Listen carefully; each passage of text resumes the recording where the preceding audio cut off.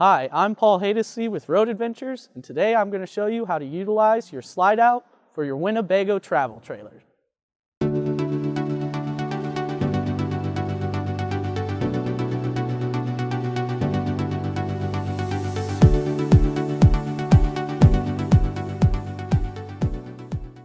The first step to utilize your slide out is to make sure your battery is turned on. To see how to turn your battery on, simply check out our how-to video on the battery disconnect. Now that your battery is on, the next step is to turn the slide out power on. Simply locate the button that says slide out power located near your monitor panel.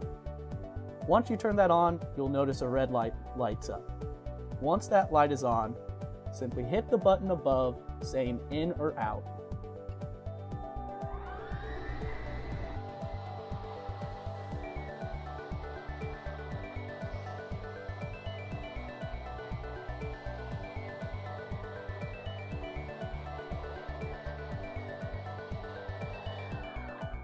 Thanks for watching. To check out more how-to videos, visit our YouTube page or go to roadadventures.com and start planning your next Great American Getaway.